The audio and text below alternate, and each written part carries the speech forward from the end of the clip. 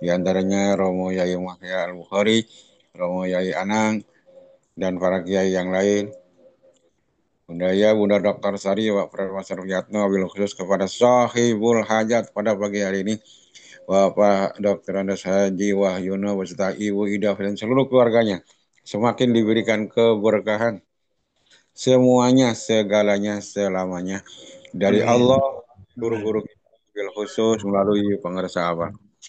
Ikhwan Amin. akhwat yang didoakan Allah Subhanahu wa taala, qala syekhuna wa mursyiduna wa murabbi arwahina Hadrati Syekh Muhammad Abdul Qasim Rafi Kitai Fadailu Syuhud fi wabi rabi insani wa amar ra'u fi hada syahri arroin wa huwa al hijabu baina qalbil abdi wa ma'budihi. Sekarang kita sudah berada di bulan Rabi Ustani. Rabi Ustani kata guru kita di salam kita Fadailu Syuhud dijelaskan hurufnya ada 10. Huruf yang pertama adalah ro. Ro-nya diartikan oleh guru kita dengan arroin. Roin itu kotoran. Nah, secara bahasa roin itu kotoran. Baju yang tadinya bersih, terus ada kotoran, itu namanya roin. Kaca yang tadinya bening, bersih, kemudian ada debu. Nah, debu itu namanya arroin. Kotoran. Dijelaskan oleh guru kita, wahwa al-hijab baina qalbil abdi wa ma'budi. Rain ini adalah hijab, penghalang. Penghalang antara kolbunya seorang abid dan ma'budnya.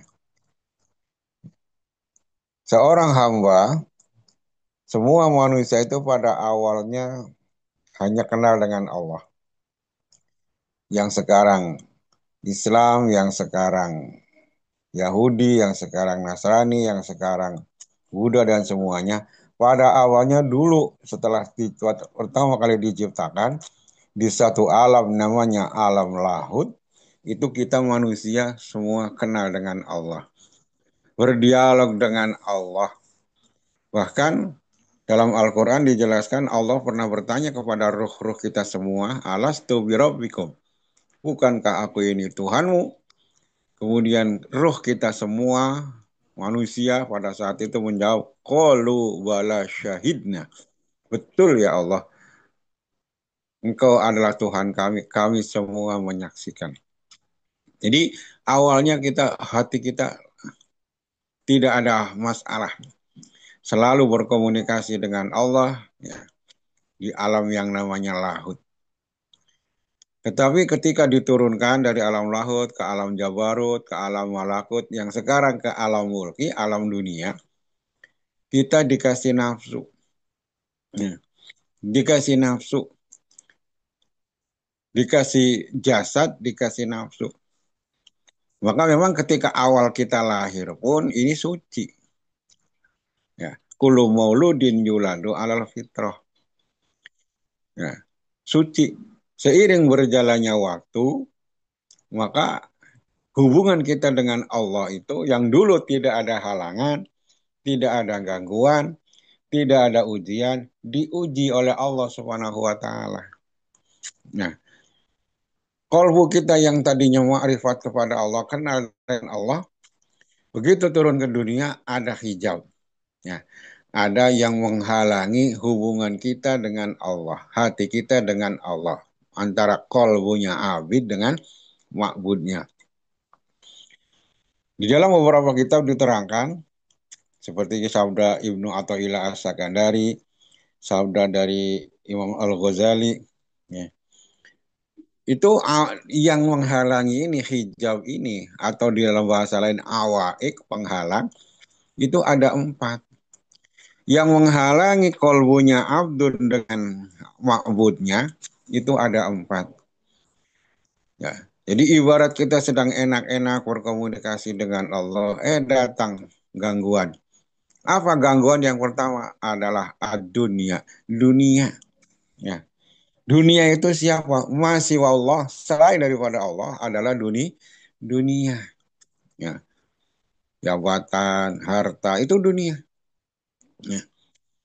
Ini kehadiran jabatan, kehadiran dunia, harta yang kita miliki, ini menjadi penghalang, menjadi hijab. Kalau kita tidak menempatkan dengan sesuai dengan tempatnya. Kita sedang enak-enak bergaul, sedang enak-enak komunikasi dengan Allah. Begitu datang dunia, nah, kadang-kadang akhirnya terhalang. Kita sudah tidak lagi berkomunikasi dengan Allah, bahkan lupa kepada Allah setelah ada penghalang namanya dunia. Ya, maka banyak sekali orang yang tadinya nggak punya dunia, nggak punya harta, nggak punya kedudukan, tapi dekat dengan Allah, hatinya, kolbunya selalu komunikasi dengan Allah.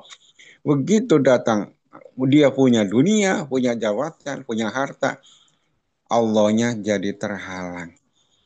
Jadi nggak komunikasinya dengan Allah lagi, nggak bersama dengan Allah lagi, yang dikejar tidak Allah lagi, tapi yang dikejar adalah dunia jadinya. Maka disindir dalam Al-Quran surat Takasur, Alhaakumut Takasur hatta zurtumul maqabir. Ini terkadang manusia begitu.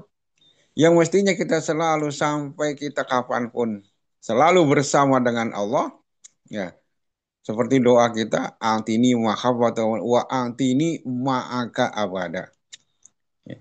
Tapi dengan kehadiran harta ini, seseorang yang tadinya komunikasinya bagus dengan Allah, kadang-kadang dengan hadirnya dunia, maka terhalang. Ya, maka guru kita mengajarkan, ya, cari kerja, cari duit yang banyak, tapi buat sodakoh. Nah, ini guru kita bukan suruh menghindari dunia, ya, bukan suruh menghindari dunia, bukan suruh anti dunia, enggak. Tetap kita cari duit, kita tetap kerja sesuai dengan kemampuan kita, dengan profesi kita. Tapi kehadiran dunia itu jangan sampai menjadi penghalang antara kita dengan Allah. Itu. Jadi kita diuji. Kita dulu di alam lahut nggak ada penghalang. Sekarang kita di alam dunia ada penghalang namanya dunia yang pertamanya. Ya, ini maka hati-hati dengan dunia. Jangan sampai kita mengejar dunia, tapi kita kehilangan yang punya dunia. Yang kedua, kata Ibnu Athaillah, As-Sakandari dan Ibnu Al-Ghazali dalam kitabnya, di antaranya adalah Kifayatul Atiyah. Yang kedua ini yang menjadi hijab antara hati seorang abid dan ma'bud ini adalah al-khalqu, makhluk. Ya, makhluk. Jadi makhluk ini banyak menghalangi kita dengan Allah. Banyak seorang yang kolbunya tadinya biasanya konek dengan Allah, dengan kehadiran makhluk, ini Allahnya jadi terlupakan, hanya ngeladenin makhluk saja. Hati-hati dengan kehadiran makhluk. Maka guru kita pesan, ya, kita ini bukan nggak boleh kenal dengan orang lain. Ya, yang belum ikhwan, bukan nggak boleh kenal, tapi jangan bergaul dengan mereka. Ya, jangan terlalu dekat dengan mereka, kenal-kenal. Ya. Bahkan kita dalam urusan ibadah pun, ya, dalam urusan ibadah pun, guru kita sudah tegaskan, kita jangan makmum kepada orang yang belum ditalkin. Sealim apapun dia. Meskipun sudah dipanggil Kiai Haji, panggil Buya, dipanggil Syekh sekalipun, kalau belum ditalkin, kita jangan makmum kepada dia. Nah, ini apa? Menjadi penghalang juga. Kalau yang kita ikuti, ya, dalam sholat adalah orang yang tidak ditalkin, yang belum ditalkin, mesti hatinya lalai kepada Allah, lupa kepada Allah. Bagaimana orang seperti itu kita ikutin? Maka guru kita bukan rewel, sayang. Jangan sampai ada ikhwan yang makmum kepada orang yang belum ditalkin. Kenapa? Akan jadi hijab. Ya. Al-khalqu makhluk. Ini makhluk ini ya, banyak sekali yang menjadi penghalang antara kita dengan Allah. Ya, hati-hati, maka kita juga ya bergaul dengan ikhwan. Kalau kita bergaul dengan ikhwan, yakin yang kita bicarakan adalah zikir. Yang kita omongin adalah manakib khatamah. Sekarang manakib di mana? Besok manakib di mana? Mesti itu kalau kita sesama ikhwan. Tapi kalau belum dengan di luar ikhwan, nggak akan ada itu, nggak akan nyambung itu. Ngerti juga enggak khatawan manakib. Ya.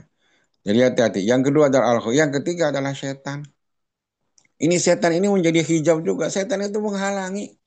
Setan itu nggak suka kalau kita dekat dengan Allah. Setan itu nggak suka kalau kita selalu ingat dengan Allah. Maka hati ini menjadi perebutan. Kalau kita ingat Allah, setan mundur. Kalau kita lupa kepada Allah, setan masuk. Ya, masuk, masuk ngendon di hati kita. Ya. Jadi ada dua hati ini. Kalau kita ingat Allah, berarti dalam hati kita nggak ada setan. Tapi kalau kita ini lupa kepada Allah, berarti hati kita dikuasai oleh setan. Nah, hati-hati, ini penghalang. Ya. Setan nggak suka kita dekat dengan Allah. Setan nggak suka kita ibadah kepada Allah. Setan nggak suka kita selalu hati kita ingat kepada Allah. Yang keempat yang menjadi hijab, menjadi penghalang adalah nafsu kita. Ya, nafsu, keinginan kita. Ini nafsu kita ini nggak suka. Kita ini dimintanya oleh nafsu tidak ngeladenin Allah, tapi ngeladenin nafsu. Ya. Di antara yang ngeladenin nafsu ini, di antaranya yang disorot oleh guru kita adalah sifat-sifat madmumah, sifat-sifat jelek yang biasa ada di dalam hati manusia. Di antaranya adalah sifat yang madmumah, yang merupakan nafsu ini adalah al-bukhlu, pelit. Ini pelit. Orang pelit ini roin. Sifat bakhil ini adalah roin yang menghalangi hati kita kepada Allah. Orang kalau sudah bakhil, susah. Ya, bakhil itu susah. Maka Rasulullah tegaskan, orang bakhil ini bahaya. Al-bakhil, wa'idu minallah, wa'idu minanas, wa'idu minal jannah, qoribu minanar. Orang bakhil itu kata Rasulullah, jauh dari Allah, jauh dari manusia, jauh dari surga, dekat dengan neraka. Ya. Orang pelit, orang medit, orang koret, buntut kasiran. Ini jauh dari Allah. Allah nggak suka. Allah kasih kepada hambanya rezeki lebih. Maksudnya suruh berbagi. Dalam harta kita ada hak fakir miskin. Dalam hak kita ada hak orang lain. Maksudnya suruh dibagi. Nah, kok kita nggak mau hak mereka kita ambil. Hak mereka kita tahan. Ini Allah nggak suka. Makanya jauh dari Allah. Orang pelit jauh dari Allah. Ya. Jauh dari manusia. Ya. Bakhil ini jauh dari manusia. Siapa yang mau bergaul dengan orang bakhil? Jangankan orang yang nggak bakhil, orang pelit saya sendiri itu nggak akan mau bergabung, ngumpul dengan orang pelit. Silahkan di survei, dilihat. Survei membuktikan orang pelit sendiri nggak suka dengan orang yang pelit. Ya. Karena orang pelit itu selalu dihitung-hitung. Wah, dihitungin. Saya bergaul dengan dia, apa untungnya, apa untungnya. Ya.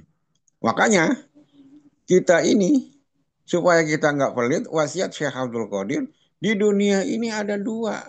Cukup bagimu di dunia ini dua hal. Apa? Yang pertama adalah bergaul dengan orang miskin. Nah, ini kita disuruh bergaul dengan orang miskin. Lah kalau kita suruh bergaul dengan orang miskin, artinya apa? Kita suruh tinggal pelit, suruh dermawan, suruh loman, suruh berderma, suruh sedekah, bukan suruh pelit. Karena wasiatnya Syekh Abdul Qadir, ini kita disuruh bergaul dengan orang miskin. Ya, otomatis kalau kita bergaul dengan orang miskin, ya, kita yang banyak tangan di atas. Ya orang miskin, dia makan, mau makan nggak ada duit. Kita bergaul dengan dia, ya kita bayarin. Kita bergaul dengan orang miskin, makan di warung. Nggak mungkin dia yang bayar. Kita yang punya duit yang pasti bayar. Nah, itu berarti kita nggak bakhil. Kita berangkat ke sirna rasa. Ya, ya kalau nurutin nafsu ya enak yang bareng sama orang kaya yang punya mobil tinggal duduk manis.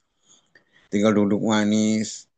Nah, nanti kalau pas pom bensin, pura-pura tidur.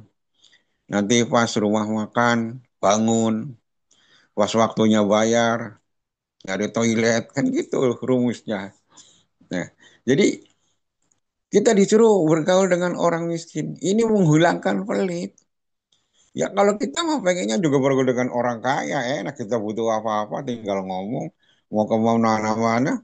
Makan tinggal makan, jalan tinggal jalan. Gak mikirin pulsa, gak mikirin dana. Tapi yang disuruh oleh guru-guru kita bergaul dengan orang miskin. Artinya apa? Disuruh kita jangan pelit. Kalau kita bergaul dengan orang miskin, pasti kita banyak nomboknya. Kita pasti banyak berdermaknya. Dia butuh ini, kita bantu. Dia pengen ini, kita bantu. Nah, jadi orang wakil itu nggak mau bergaul dengan orang wakil sendiri.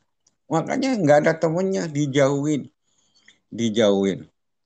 Ya, jauh dari manusia, jauh dari surga. Ya, orang-orang pelit itu, wakil itu jauh dari surga.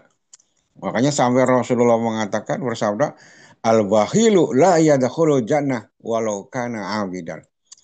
Orang pelit itu kata Rasulullah tidak akan masuk surga meskipun ahli ibadah. Coba. Meskipun dia ahli ibadah, jidatnya hitam, telapak tangannya apa kalau orang Jawa bilang kafalan saking banyak nempelnya, tapi kalau dia pelit tidak akan masuk surga. La yadkhulul jannah walau kana abidan. Al bakhil la yadkhulul jannah walau kana abidan. Seorang yang bakhil tidak akan masuk surga meskipun dia ahli ibadah. Yang ahli ibadah aja nggak bakal masuk surga, apalagi yang nggak bukan ahli ibadah. Oleh karena itu, kita semua, ayo dalam bab huruf yang royan ini, untuk menjaga royan ini tidak ada lain. Talkin, talkin. Karena obat hati, hati yang kotor hanya bisa diobati dengan zikir. La yanal kuluba la tasdau. Sungguh hati manusia itu kotor. Ya, bisa karatan seperti bisa berkaratnya besi. Wajila uha zikrullah dan untuk mengelap kembali, untuk mencemerlangkan kembali, membersihkan hati nggak ada lain zikrullah, zikir kepada Allah yang ditalkinkan oleh guru mursyid.